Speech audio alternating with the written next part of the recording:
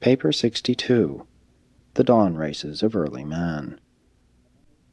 About 1,000,000 years ago, the immediate ancestors of mankind made their appearance by 3 successive and sudden mutations stemming from early stock of the lemur type of placental mammal. The dominant factors of these early lemurs were derived from the Western or later American group of the evolving life plasm. But before establishing the direct line of human ancestry, this strain was reinforced by contributions from the Central life implantation evolved in Africa. The Eastern life group contributed little or nothing to the actual production of the human species. 1. The early lemur types. The early lemurs concerned in the ancestry of the human species were not directly related to the pre-existent tribes of gibbons and apes then living in Eurasia and northern Africa, whose progeny have survived to the present time. Neither were they the offspring of the modern type of lemur, though springing from an ancestor common to both, but long since extinct.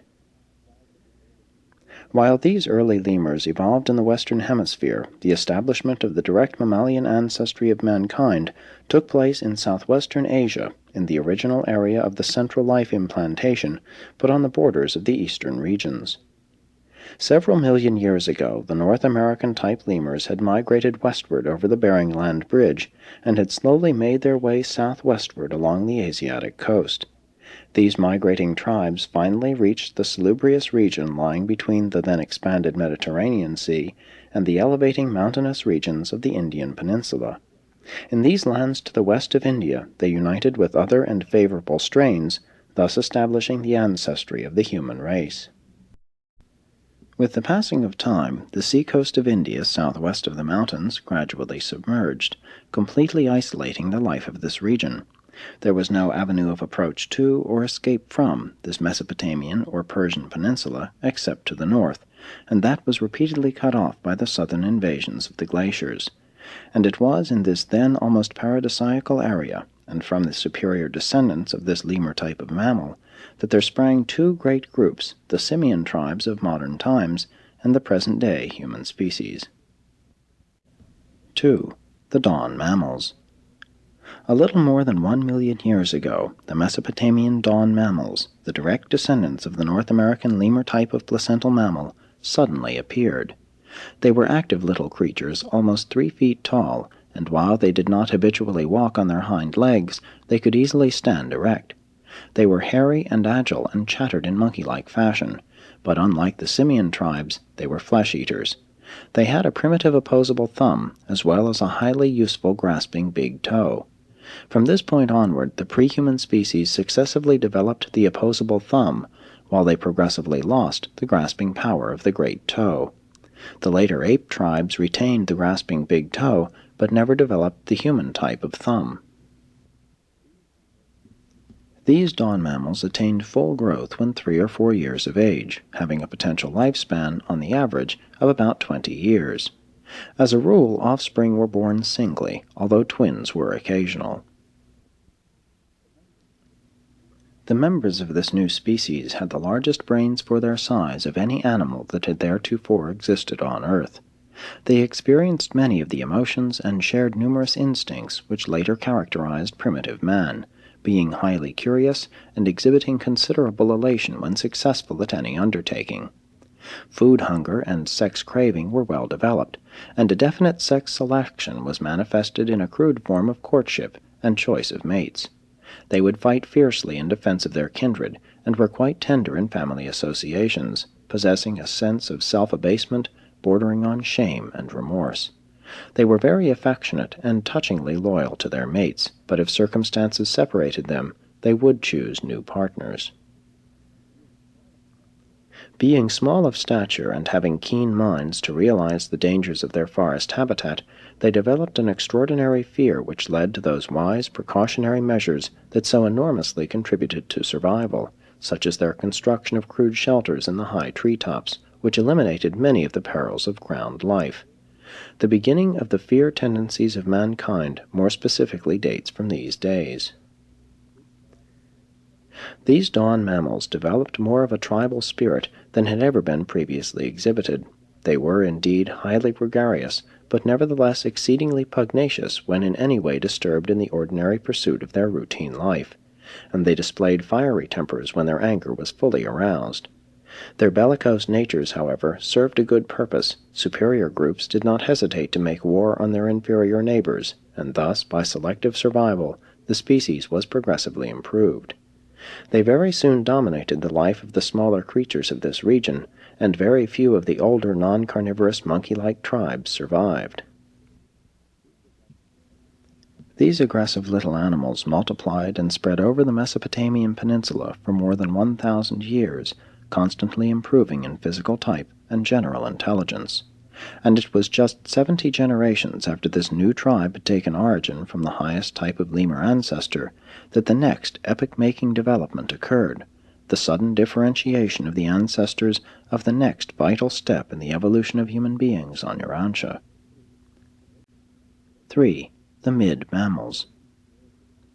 Early in the career of the dawn mammals, in the treetop abode of a superior pair of these agile creatures, twins were born, one male and one female. Compared with their ancestors, they were really handsome little creatures. They had little hair on their bodies, but this was no disability, as they lived in a warm and equable climate. These children grew to be a little over 4 feet in height. They were in every way larger than their parents, having longer legs and shorter arms. They had almost perfectly opposable thumbs, just about as well adapted for diversified work as the present human thumb. They walked upright, having feet almost as well suited for walking as those of the later human races. Their brains were inferior to and smaller than those of human beings, but very superior to and comparatively much larger than those of their ancestors. The twins early displayed superior intelligence and were soon recognized as the heads of the whole tribe of dawn mammals, really instituting a primitive form of social organization and a crude economic division of labor. This brother and sister mated and soon enjoyed the society of 21 children much like themselves, all more than 4 feet tall and in every way superior to the ancestral species. This new group formed the nucleus of the mid-mammals. When the numbers of this new and superior group grew great, war, relentless war, broke out, and when the terrible struggle was over, not a single individual of the pre-existent and ancestral race of dawn mammals remained alive. The less numerous but more powerful and intelligent offshoot of the species had survived at the expense of their ancestors. And now, for almost 15,000 years, 600 generations, this creature became the terror of this part of the world. All of the great and vicious animals of former times had perished. The large beasts native to these regions were not carnivorous, and the larger species of the cat family, lions and tigers, had not yet invaded this peculiarly sheltered nook of the earth's surface. Therefore did these mid-mammals wax valiant and subdue the whole of their corner of creation. Compared with the ancestral species, the mid-mammals were an improvement in every way.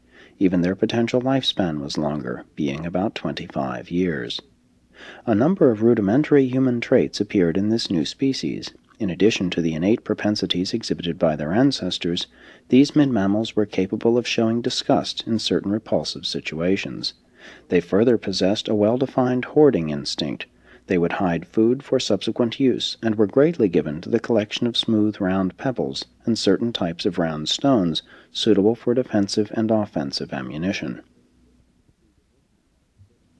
These mid-mammals were the first to exhibit a definite construction propensity, as shown in their rivalry in the building of both treetop homes and their many-tunneled subterranean retreats.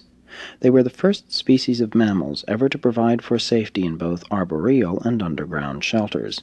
They largely forsook the trees as places of abode, living on the ground during the day and sleeping in the treetops at night. As time passed, the natural increase in numbers eventually resulted in serious food competition and sex rivalry, all of which culminated in a series of internecine battles that nearly destroyed the entire species. These struggles continued until only one group of less than 100 individuals was left alive.